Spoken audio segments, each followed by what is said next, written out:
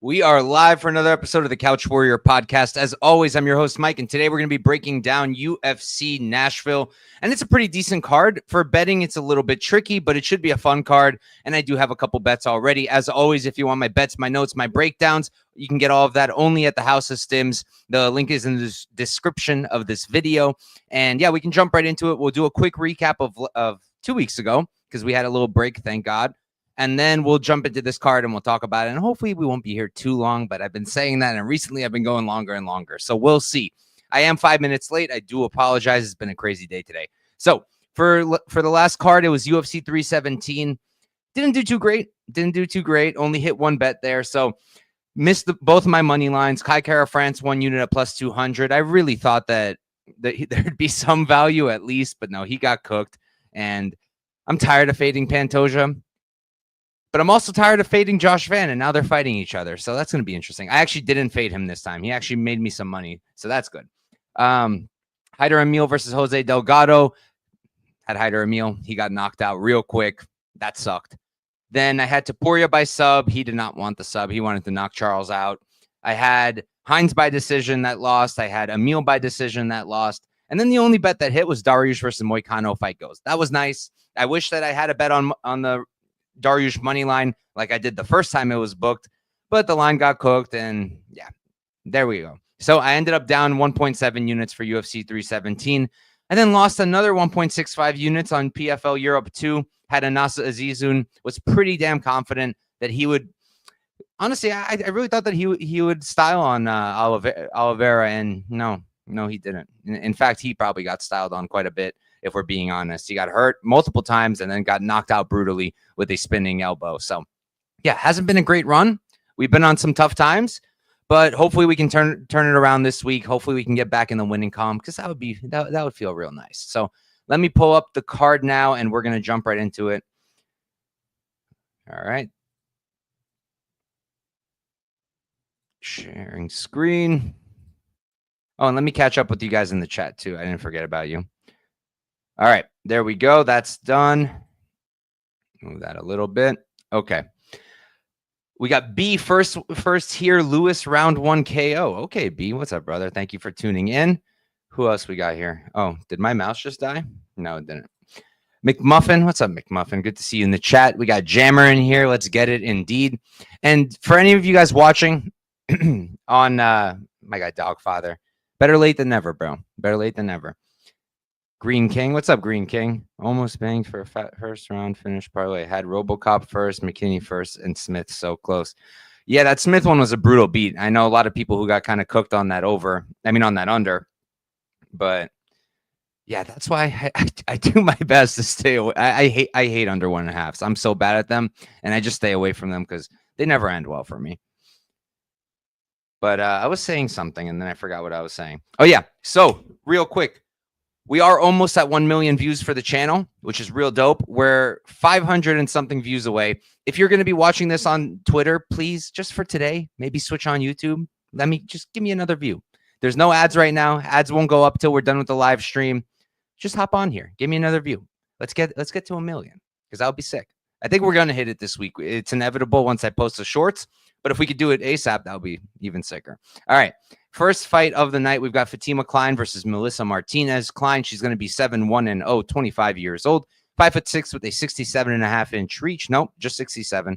Melissa Martinez, 8-1-0. She's 27, so she's 2 years older. She's going to be 4 inches shorter, though, and she's giving up 1 inch in reach. Not going to waste much time here.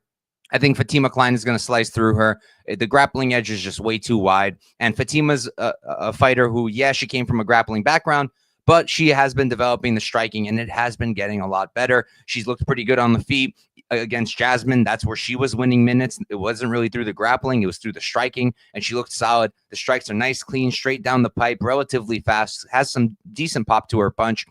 And it's catching up to the grappling. It probably won't catch up for a while because her grappling is really, really good, but it is catching up. And I just think that she should run through Martinez. Martinez is a solid striker, very similar style to her brother, David Martinez. They skirt on the outside. They land their shots. Not a ton of power from her.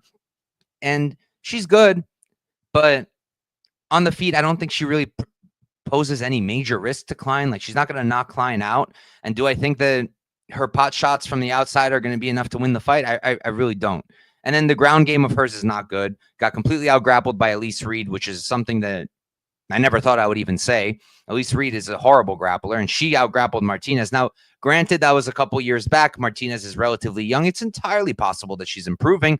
I just don't think it's going to be fast enough to handle Kline. I think Kline is going to finish her. I don't hate any kind of finish props in this fight. I would just be careful playing the sub or the KO because I think she can really do either a ground and pound TKO or a submission. I think both are live.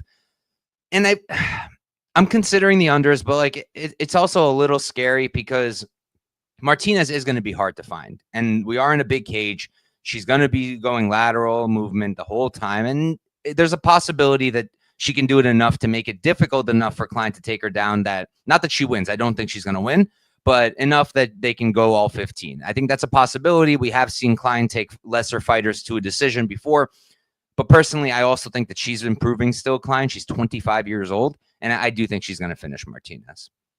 We'll go Kline. We'll go Kline sub. We'll go Kline sub round 2. How about that? All right, next up, we've got Mike Davis versus Mitch Ramirez. And I also forgot, cheers, guys. It is Tuesday after all. All right, Mike Davis versus Mitch Ramirez. Mike Davis, he's going to be 11-3-0, 32 years old, 6 feet tall with a 72.5-inch reach. Mitch Ramirez on the other side, he's 8-2-0, 32 as well. Going to be 5'11", so he's 1 inch shorter, and he's going to be at a 1.5-inch reach disadvantage. So this line's pretty nuts, if you ask me. I understand why Davis is a favorite. I would understand why he's a sizable favorite, but I think we're kind of going a little crazy with the -900. I know that Mitch Ramirez hasn't looked great in the UFC, but you got to put some context to it, right? His first fight was on the Contender Series. It was against Carlos Prates at 170, okay? Realistically, Carlos probably knocks out Mike Davis too, all right? Now, after that, he had Thiago Moises. It was at 155, and I get it. Everybody's low on Thiago. I get it. I understand. I'm not super high on him either. But it was on short notice for Mitch, and he did say in an interview after, and I take all these interviews with with a major grain of salt. Like, I don't really put much weight in them, but I like to listen here and there. And he did say that he got exhausted after like the first takedown. He was really tired at 2 minutes into the fight. He cut like 30 pounds, I think. And it was on short notice, to be fair to him. So, and in general, I don't think his cardio has looked that bad. And he is training in Utah now also. He's training with Court McGee over there. Those are good things for cardio. I like that.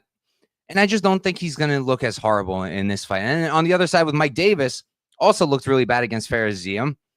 And he came out because everybody was like, why did you pull guard like a million times? Like, that's not how he fights at all. And even I was confused. And I had Faraziem there. I was happy that the fight went the way it did and Faraz won, but it just didn't seem like Mike Davis to me.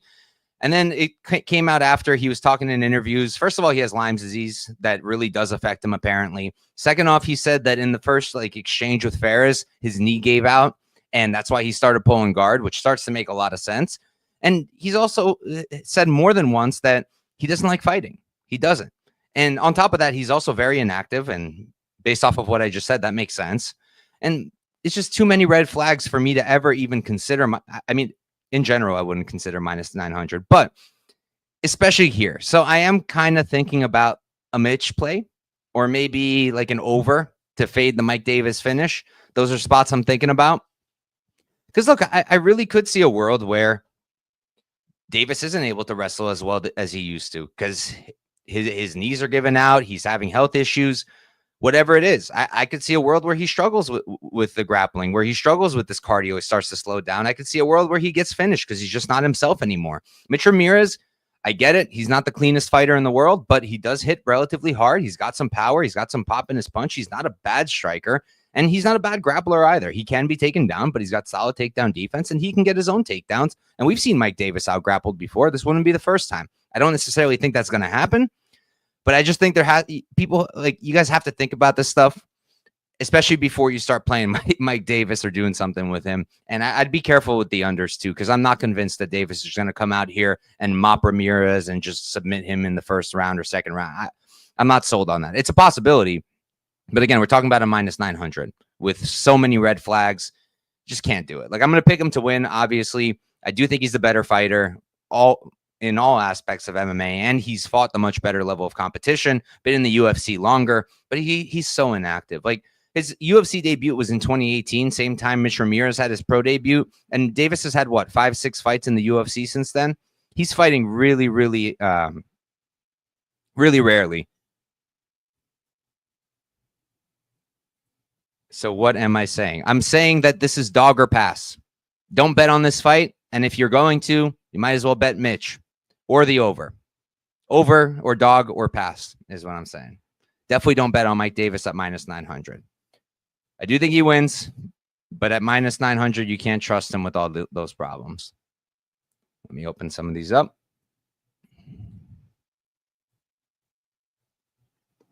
Yeah, I don't hate that over at all. I think that's a solid look. My only concern there is, because I've done this before, right? I've seen spots where I think the underdog has a better shot than the odds indicate. I get too chicken to play the underdog. I play the over instead as a way to fade the heavy favorite. And then the underdog gets a finish and I lose the bet and don't get to cash on the underdog that I was leaning towards. So that's my concern, is that I'm going to bet the over. Mitch Ramirez is going to come out there and knock out Davis because Davis is just done. And then I'm going to lose. So that would suck. So we'll see if I end up doing anything. I think my best advice is probably just stay away. I think that's the best advice I can give, but I'm not necessarily going to follow that advice. We'll see. Moving on, we've got Kennedy Njokuani versus Valter Walker. Kennedy, he's going to be 14-5-0, 33 years old, 6'5" with an 83-inch reach. Walker on the other side, he's going to be 13-1-0, 27 years old. So he's going to be, I'm so bad at math, guys, 6 years younger. He's going to be 1 inch taller, but he's going to be giving up 5 inches in reach. So for me, this is Valter, Walker, or pass. Walker's literally the polar opposite of his half brother, Johnny. He's half Russian, I'm pretty sure. He's a wrestler, not a striker, and he actually has a chin. So definitely a polar opposite of his brother. And, you know, I haven't always been the highest on him. I did fade him with Lucas Bresky. That felt great. But I'm starting to come around to him. I don't think he's bad, and he's 27 years old. He's improving big time, I think, and he's got a lot of room for improvement. I like that he's training in these Russian gyms. I like that he already has a really good wrestling base. I like that he's a huge dude who, while he does slow down, and he did slow down against Bresky, he still won that third round. He still got into, I think it was full mount or really solid positions on top. So, yeah, he's getting tired, but he's still working. He's still getting takedowns. He's still winning late rounds. And since then, he has looked in a lot better shape. I think he weighed in like 20 pounds lighter in his last fight. I think he weighed like 240 something. And in his UFC debut, he was like 264. So he's coming in lighter. I think he is working on it. And don't forget, that was also his UFC debut against Bresky. The bright lights do get to people. That's a real thing. Now, we don't know for sure that his cardio is better because his last 2 fights have both ended in the first round by heel hook, believe it or not. So we don't know. It's entirely possible that his cardio hasn't improved at all, but he's not a minus 200 favorite here. He's a pretty sizable underdog. So that's a risk that, in my opinion, is, you know, a risk you can take at this price. And I think there's a lot of upside on Walker. I think that, look, Kennedy, I do like that he moved up to heavyweight. I think that's good for him. I think that his frame is really good for the division. And maybe the weight cut was messing with his chin because his chin wasn't the best at light heavyweight. So far, it's held up, but it's not like it's been tested. I mean, Chris Barnett is not knocking him out. And Lucas Bresky isn't knocking anybody out. I couldn't say that for Chris Barnett because he actually does have UFC knockouts, but those wins don't mean much to me at all. And doesn't prove to me that his chin's any better at heavyweight. It's just normally if you move up in weight and you do it properly, your chin will either improve or stay the same. With him, I'm thinking it might help, but I don't know that for sure. Regardless, I don't think it's a big issue here because Valter Walker is not a huge puncher. Doesn't have a ton of power. He has some power, but not a ton. And on the feet, Kennedy is going to be the much crisper striker, the much cleaner striker. I think the teep kicks of Kennedy could be money because those will drain that gas tank, and that could really slow down Walker. And Kennedy, while he has been taken down, he does have pretty good get-up. So I can understand why people are backing Kennedy at chalk, but I could never. Kennedy is one of the most inconsistent fighters on the planet. He can look amazing one fight, and then he comes out there and he loses to 42-year-old OSP. And it's just not a good look. And when I look at this fight and I consider who do I think is more likely to have big favorite upside, I think it's Valter. I feel like if he's getting the takedowns and he's controlling Kennedy, he's going to look like a big favorite here. Whereas Kennedy, I guess he could look like a big favorite too if he stuffs all the takedowns and he's just on point, crisp, just landing his jab, his teep, and just moving. But I tend to think that Walker looking a big favorite is a bit more likely than that personally. I just think that the more I thought about it, the more I look at it, I think Walker is going to close the distance. I think he is going to get the takedowns. I think that Kennedy hasn't necessarily fought a wrestler like this in that Walker is 6'6", a heavyweight, and is going to be trying to take him down and does have good wrestling and does have good control and has been in Russia his entire life. So for me, it's Walker a pass, and I do like Walker here. I'll go straight up and I'll pick him, and we'll go Walker by decision. How about that? The clean monster. I could see him subbing Kennedy, but Kennedy's tough, and Kennedy does work to get back up. So I don't think it's going to be an easy win, but I do think that Walker can get it done.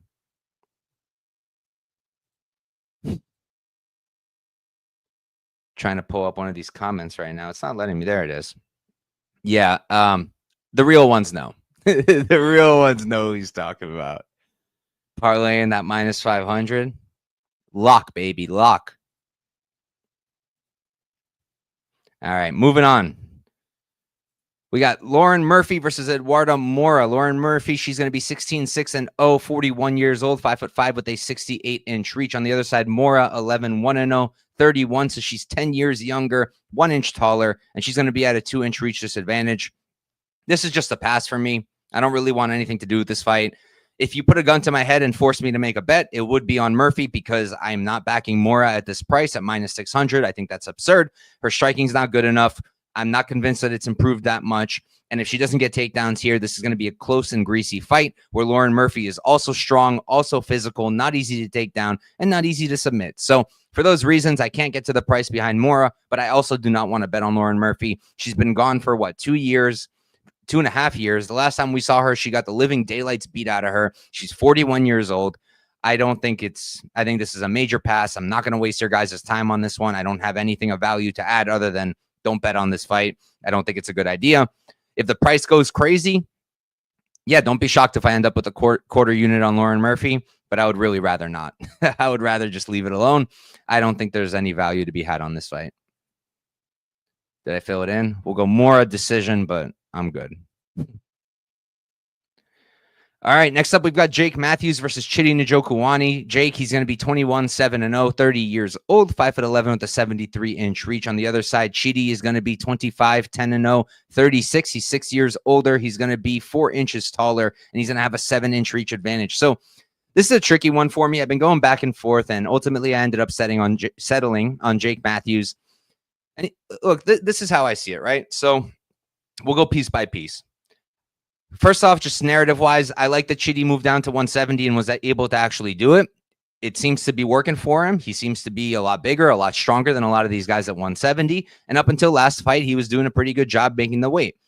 But he is 36.5 years old now. He has been fighting for a really long time. He has 35 professional fights, and he missed weight his last fight. And I do think it's entirely possible and makes a ton of sense that his body is starting to struggle to make the weight, and that is going to affect his cardio. That's going to affect his chin, and his chin has already not been great. His cardio has already had issues in the past.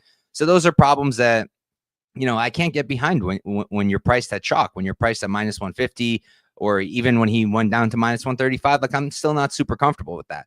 Where I think Chidi's going to give Jake most problems is the clinch.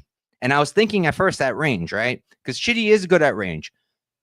But then when I'm watching and I'm thinking about it, Chidi with the Muay Thai style, he's not really throwing his hands a lot. Honestly, way less than I remembered. I remembered him throwing 1-2s, jabbing.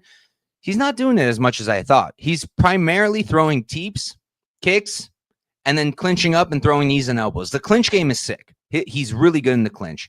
And when Jake closes the distance, which he has to, because Jake, with his reach, he cannot strike at distance with guys like Chidi.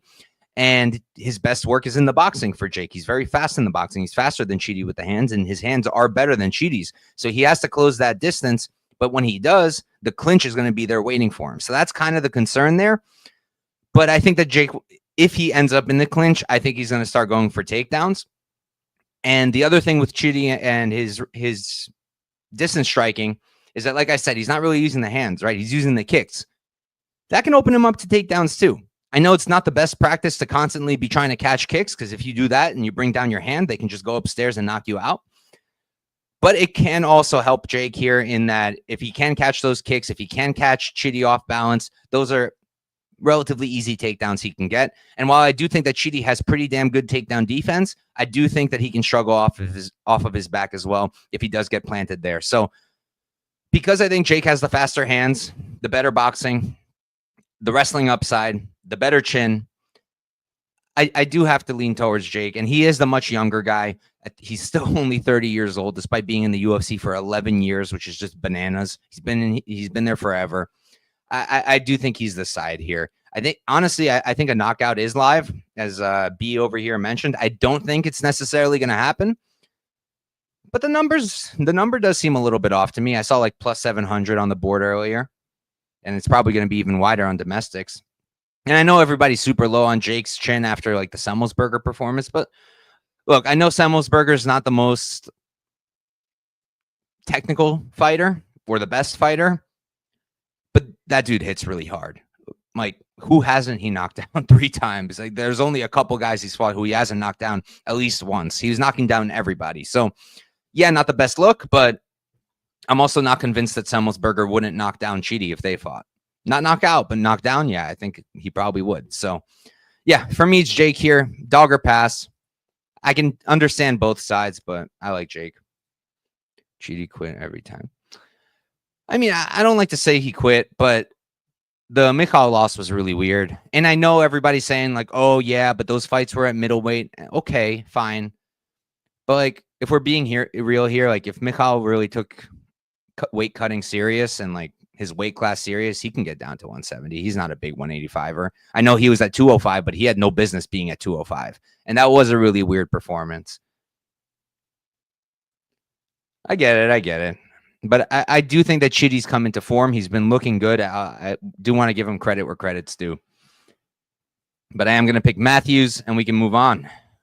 All right, next fight up, we've got Chris Curtis versus Max Griffin. Chris Curtis, 31-12-0, 37 years old, 5'10" with a 75.5-inch reach. Griffin, 20-11-0. He's 39, so he's 2 years older. He's going to be 1 inch taller, and he's going to have a half-inch reach advantage. B, I am using Tapology. It's called Tapology, Tapology.com. It's a website where you can see all the upcoming MMA cards. You can see all the fighters like I'm showing you here. Great website.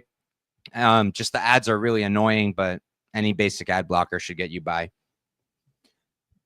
But all right, so for this fight, this is a huge pass for me. I want nothing to do with this fight. It's never Chris Curtis chalk for me, and it's not because I think he's a bad fighter. I think he's a good fighter. I just think that he's not a guy that you can ever bet at chalk because he's very thin margins. He's a low output counter striker, and if he doesn't knock you out, he never covers a chalky price tag. So I cannot get behind this price, not at all. Not when Max is likely to throw more. Chris has been throwing more these days, so maybe that's not true. I just feel like when I look at Max Griffin, I feel like he's probably going to be a little bit more active. He's got some potential wrestling upside. I know Chris Curtis has phenomenal takedown defense, though, so that won't be easy. But again, we're looking at a minus 300 and a plus whatever he is now, plus 265, I think I saw on the Griffin side. Yeah, and minus 315 on Curtis. Like, I can see the path for Max Griffin by just, trying to mix in some takedowns, backing up Chris Curtis, being the one leading the exchanges, because that's my main problem with Chris Curtis is that he doesn't lead exchanges. He only looks to counter, and he's a really good counter striker. He's got a lot of power, and he goes to the body really, really nicely. But I just don't like backing fighters like that at chalk. Even at underdog odds, I don't like backing fighters like that. I just don't, because I don't like having to rely on them relying on their opponent coming forward and being the ones to lead. Like, Like, just lead the exchange, bro. You're a good counter striker, so use that on the offensive. Be offensive, and then when they try to counter, you counter them. But yeah, that's why I don't like to bet on Chris Curtis, especially not at minus 300. But Max Griffin is 39 years old. While he's been durable-ish, I do think that Chris Curtis could possibly knock him out. He's taken a lot of damages in his career at this point. And yeah, it's just a pass for me. There's nothing I can really see of value in this fight. Let me look at the props. Maybe there's something, but I doubt it. Like the over 2.5 is minus 245. And Chris Curtis is minus 315. I mean, how many split decisions has he been involved in? You know, Curtis by decision is minus 140. That's disgusting. Curtis KO plus 300. Yeah, I don't like anything here. Major pass. And we can move on. I'll go Chris Curtis. I'll go Chris Curtis decision, but not confident.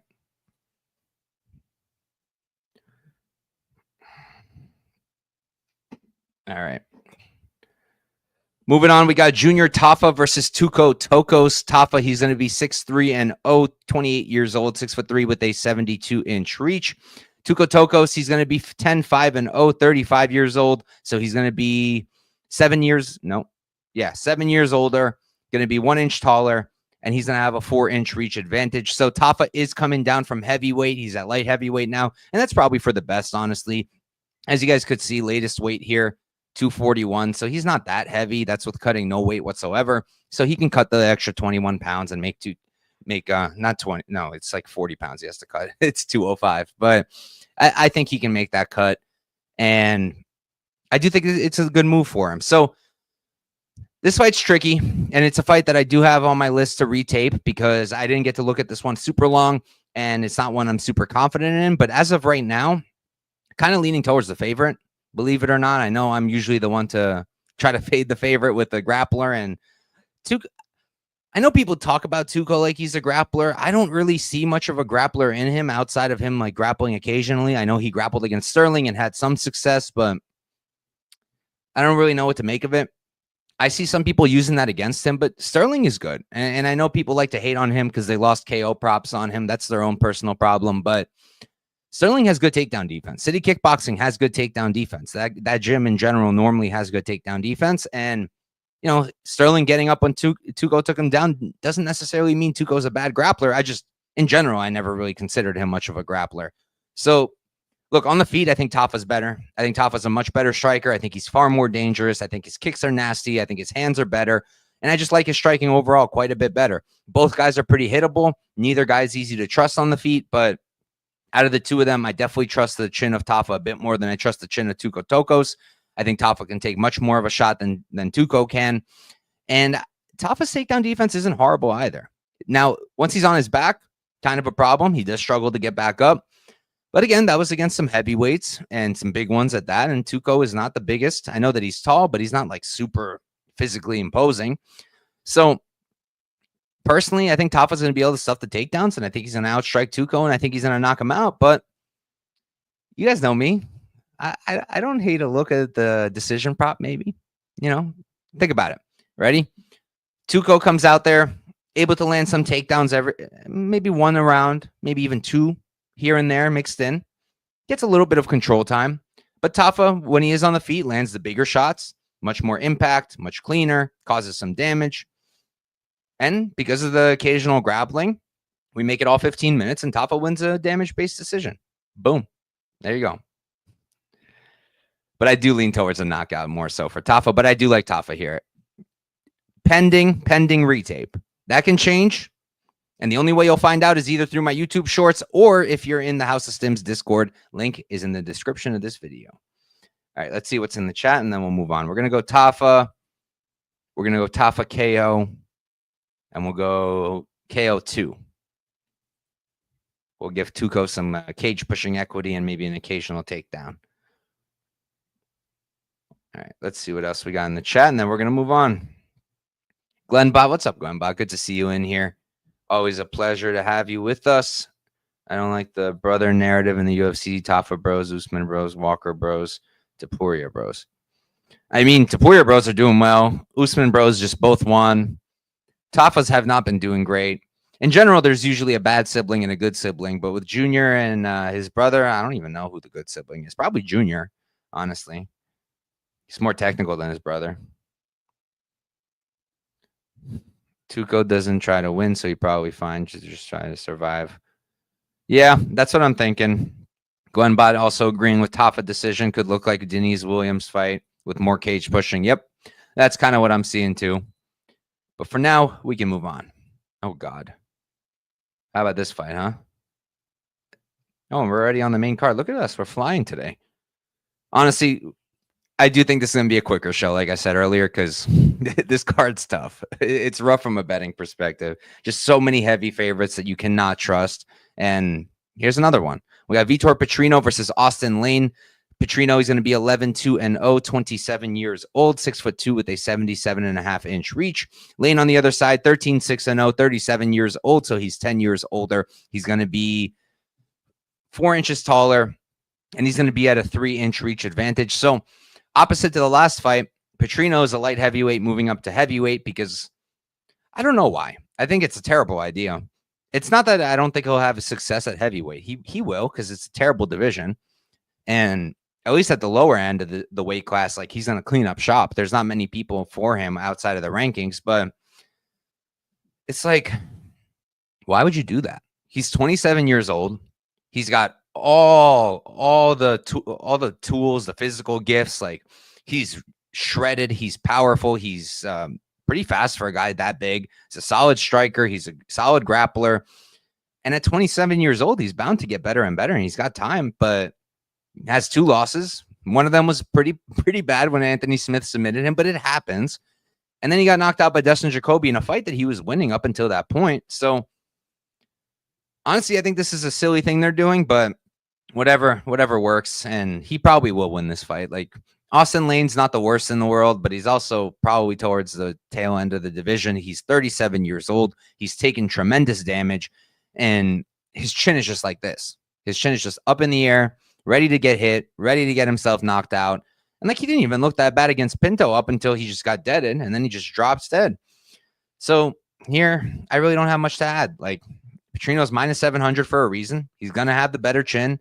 Austin Lane does hit decently hard. He is, after all, a 6'6" heavyweight, and he's very athletic.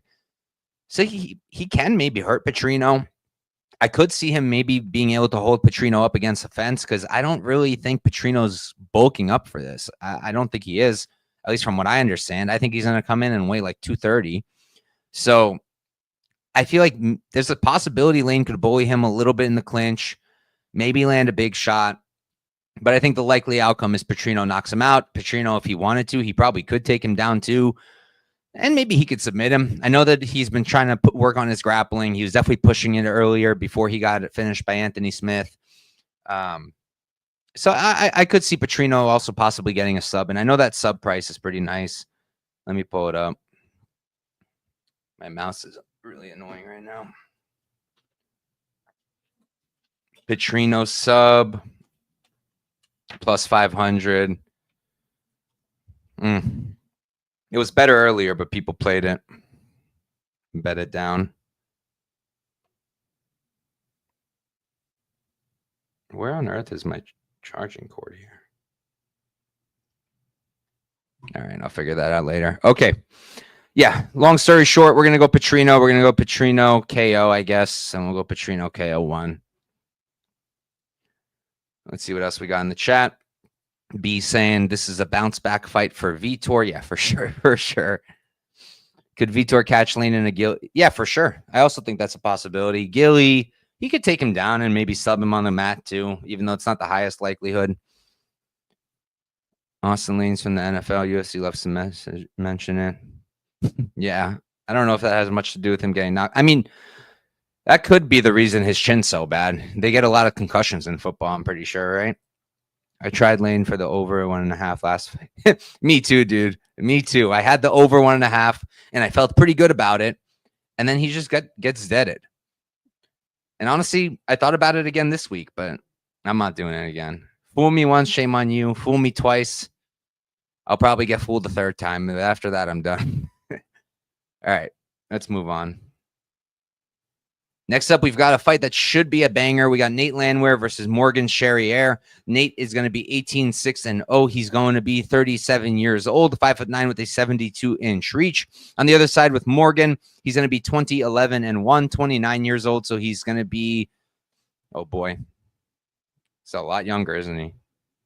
No, he's not. Yes, he is. Okay, he's 8 years younger. My brain is fried today.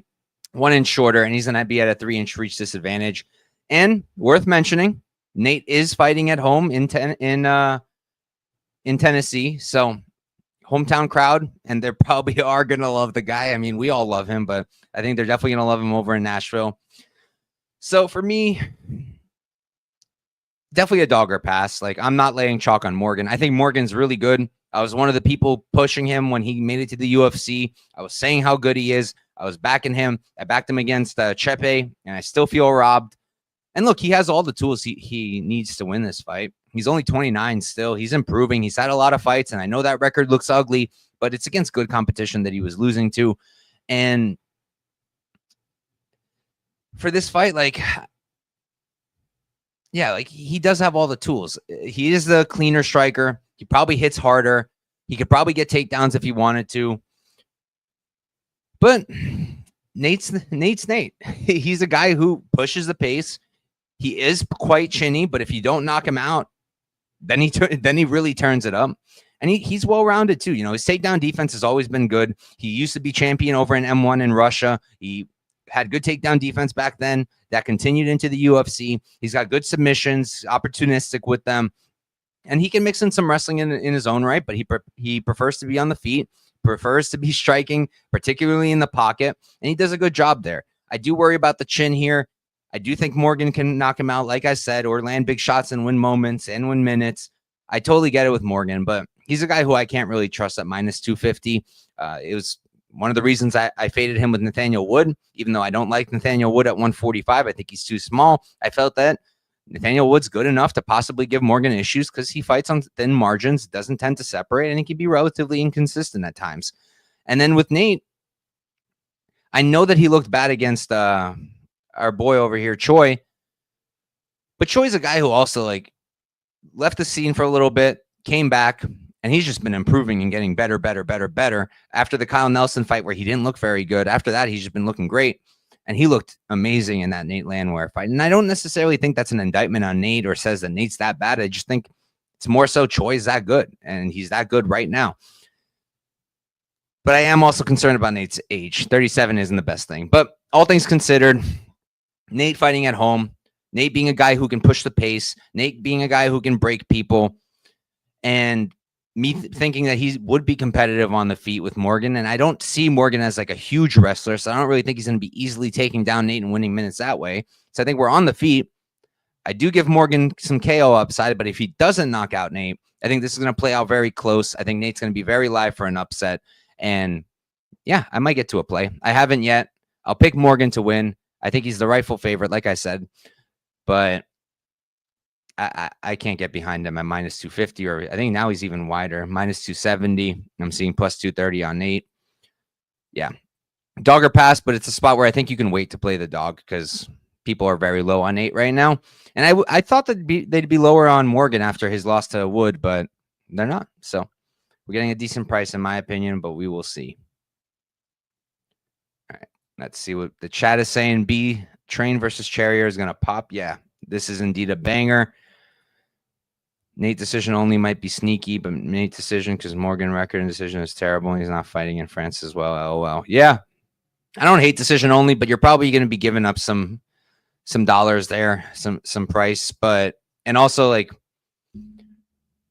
I know that Morgan's tough, but a Nate finish isn't completely out of question because of the way he breaks people late in fights. Like, he's relentless. If you're not knocking him out, he's just going to keep moving forward. He doesn't stop.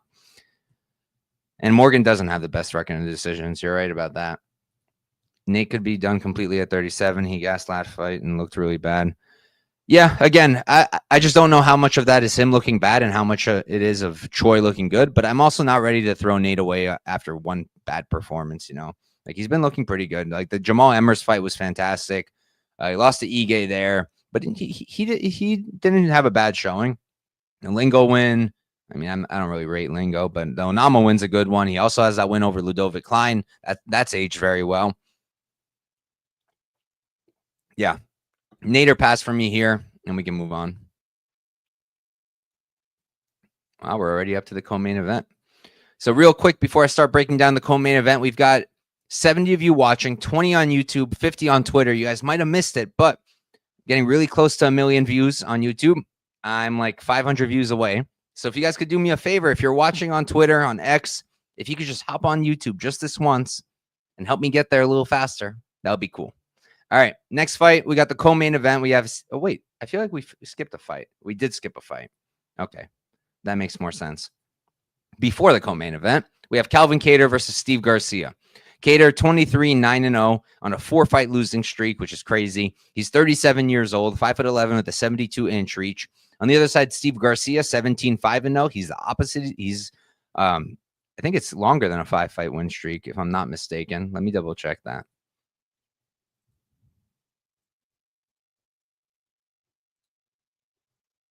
No, it is a 5-fight win streak because before that he got knocked out by Machate. But yeah, he's 33, so he's 4 years younger. He's going to be 1 inch taller, and he's going to have a 1-inch reach advantage. This is Calvin Kattar a pass for me, and I am picking Calvin to win outright. For me, I'm not ready to price Steve Garcia as a favorite over guys like Calvin. I'm just not. I know Calvin hasn't looked all that great recently, but like, let's put some context behind it, right? Youssef Zalal has looked really good lately, has really good defense and really good movement. Not Steve. Aljamain Sterling, phenomenal wrestling. Not Steve. Arnold Allen, first off, it was a knee injury. Second off, I think Arnold Allen is better than Steve. Josh Emmett split. He did not lose that fight. I was there live. That was BS. But even then, like, that's when Emmett was on a run. That was 3 years ago. But he did not lose that fight. And then he had the Gigo win where he looked amazing. Yeah. With Steve, like, the wins aren't bad. But Kyle Nelson, okay. Sungwoo Choi, okay. Costa's a good win. Shailon, okay. Hooper's a great win, but that was kind of before he turned up. Like, look, can Steve knock out Calvin Kattar like my boy B over here is saying? Of course he can knock him out. He hits insanely hard. He's insanely aggressive. He's a beast with the power, and he's always moving forward. He doesn't quit. He brings the forward pressure. He takes away your space, and he just hammers you. But his defense is awful. Awful. He has no process whatsoever. He's just running forward as fast as he can, swinging as hard as he can. He's incredibly easy to counter. He's chinny.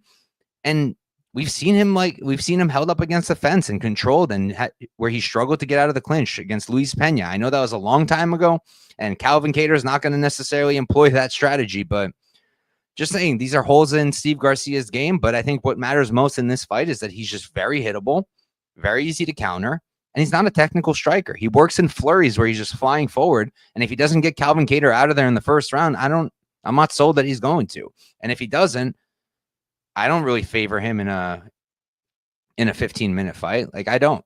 I favor Calvin in an extended 15-minute fight. I think he's a much cleaner striker. I think he has a much better process on the feet. I think his counters are really nice. I think he's still relatively fast with the hands.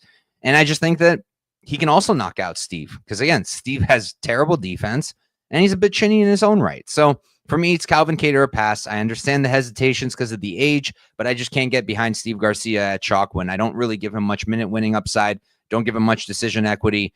And to me, him winning, it's pretty predicated on a finish. Now, he could win a decision if maybe, for example, he drops Calvin Kattar the first 2 rounds and then just survives the third. You know, he's not the most gassy guy. His cardio doesn't seem awful. So I can see him winning a decision. I don't think it's out of the question, but I just lean towards the Kattar side here. I think he's more likely to win a decision, and I think he can also get a knockout. Why is it pronounced Kattar and not Kattar? It has 2 T's. I don't know, bro. I don't even know that I'm necessarily saying it right, but I'm pretty sure it's Kattar. We put all the money under the couch after UFC Nashville. Well, hopefully we have enough money that it doesn't fit under the couch, Dravi. Come on. Make sure you guys are checking out my boy. Pretty sure they were just live over at Beat the Line Broadcast, competing with the Couch Warrior podcast. SMH. Honestly, I have to pull up their show because I'm so curious what Pegasus pronounced Calvin Kattar's name as. Yeah. I don't know, man. Take it up with Calvin Kattar's parents, I guess. All right. Moving on to the co-main, we have Stephen Thompson versus Gabriel Bonfim. Thompson, he's going to be 17, 8-1, 42 years old, 6 feet tall at the 75-inch reach. Bonfim, 17, 1-0, 27. He's going to be 5 years younger. He's going to be 1 inch taller, and he's going to be at a 2.5-inch reach disadvantage. So, look, Bonfim's the rightful favorite. Obviously, he's 27 years old. He's still improving. He's already a really good fighter. He's a solid striker, relatively fast, solid power, good counters, clean on the inside, good boxing. And he's a good grappler. He's a solid wrestler. He's really slick once he's on the mat. He's got solid control. He's got really good jiu-jitsu, and he's got really fast transitions on the mat. So he's a tricky guy to fight. And Stephen Thompson is 42 years old. He has not been looking himself in a while now. And he can be taken down. He's always struggled with wrestlers. That's been a path for his opponents in the past. It's how guys like Gilbert Burns, Bilal Muhammad, even Buckley used that path to beat Stephen Thompson. Kevin Holland could have, but decided he wanted to mess around instead, and we all know how that ended. But this line seems a bit much for me. It seems a bit much. First off, I'm not sold that Bonfim's cardio is all that great. I know that he did well in a decision over Ange Loosa, but how much are we rating that? Like, how much fight did Ange Loosa really give him? Like, how hard did Loosa really push him? He didn't.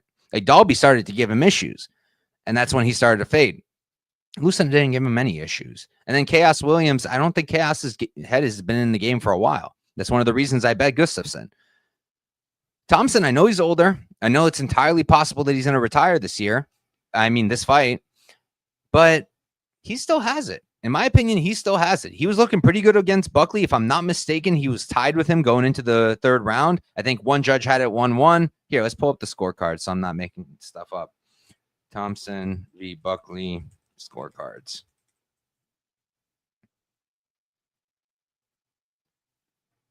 All right, so going into the third round, one judge had it 10-9. One judge had it 19-19 going into the third. One judge had it for Buckley 2018, and then another judge had it for Thompson 2018. So I was right. So they were tied up going into the third round. And I thought Wonder Boy looked pretty good. Maintained the range, used his movement. Buckley was able to take him down a couple times, but he popped back up pretty quickly. And the striking still looked fast. His counters are still on point. Seems to still have some power there. Still has good cardio. And he just got caught by Buckley by a really big shot. Can Bonfim take him down and sub him? Yeah, probably. Can he maybe catch him on the feet? Yeah, probably. So I understand him being a favorite, and I understand even the moderate-sized favorite, but minus 420 to me when I'm not sold on his cardio yet, when I think Thompson is a much better striker, going to be a much better counter striker, and I think Bonfim's going to struggle finding him. And Thompson's not the worst in terms of get-ups either. I feel like it's a major dogger pass for me. I understand not wanting to play Wonder Boy when he's 42 years old, but in that case, I would suggest just not betting on it because Bonfim minus 420, I can't get behind. Dogger pass. I'll pick Bonfim and I guess decision, but again, dogger pass. Let's see. Let's see what we got in the chat. We literally had one UFC event where they pronounced Chris Tagnoni's name correctly, and then they went back to calling him Taglioni. I feel like they always say it right. It's Chris Tagnoni, right? Bonfim decision. What's the price there? Plus 200. I don't hate that. Domestics will probably give you a better line. But you guys know me. I'm much more likely to end up on Wonder Boy decision.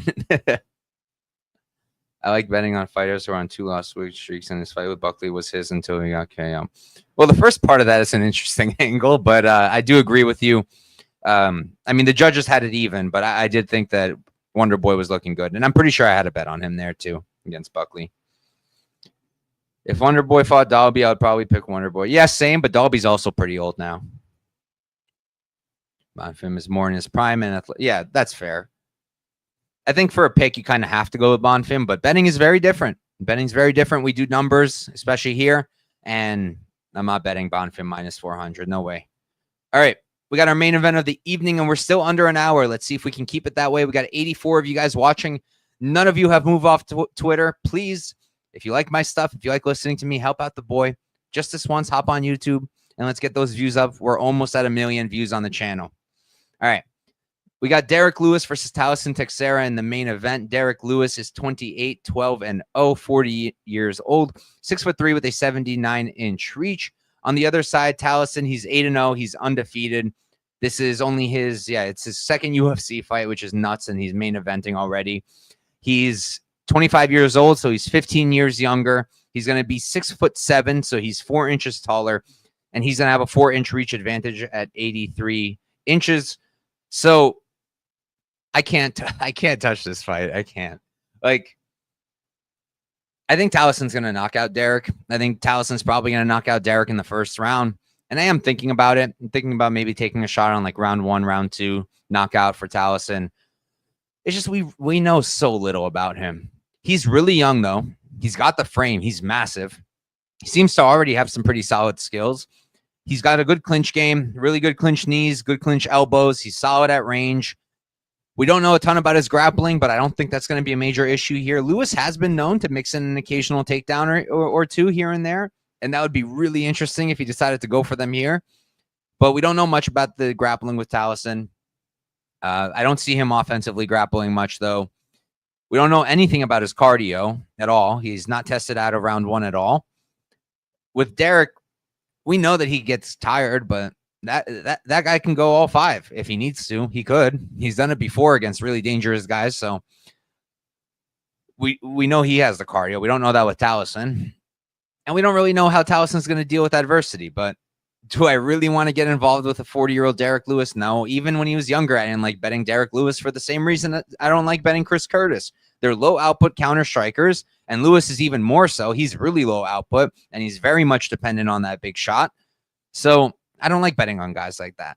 But I'm also not going to back Tallison in his first main event where it's a 5-rounder. I understand it's probably not going to go anywhere near 5 rounds, but there's potential for it to go 5 rounds, and he's minus 260. That is concerning.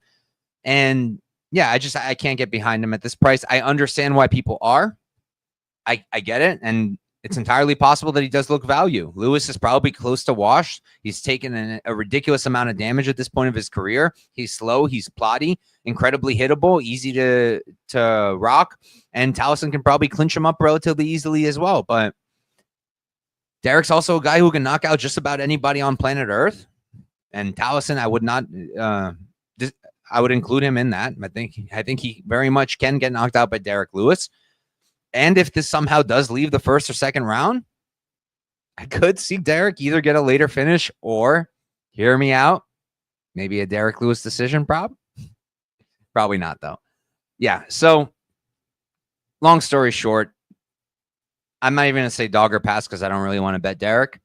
I guess it's Texeira round 1, 2 or pass, and not much else I can add there. I'd be careful parlaying him because, like, come on, we don't know anything about him at all.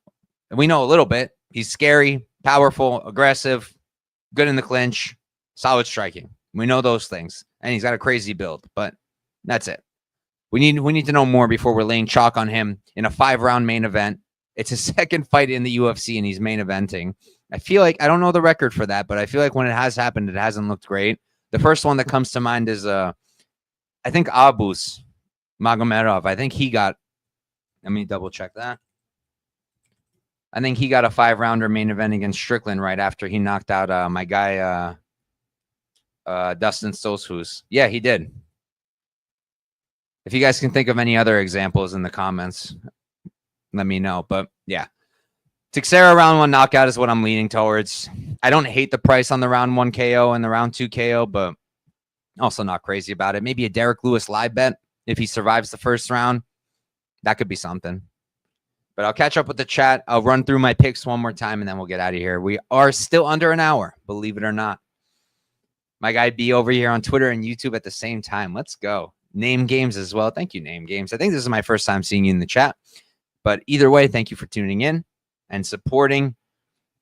Duo, funny thing about this entire fight is we have 0, other than scary in the clinch. Had a 3-rounder kickboxing fights, and it's 9 minutes due to kickboxing rules, so who knows where it's at. It's not super bad, and he can volume strike at range for at least 9 minutes. Well, that's good to know. Fortunately, this is 25 minutes, so. Lewis, round 1 KO. This is heavyweights. There's no rules. Fair enough. Thank you, Glenbot. Tallison reaches a problem for Lewis, boxing him up. Yeah, but is Tallison really like maintaining his range and moving laterally and staying safe and popping the jab and moving and moving? I haven't seen it, but we also don't have a ton of tape on him. Oh, true. Was that his second UFC fight?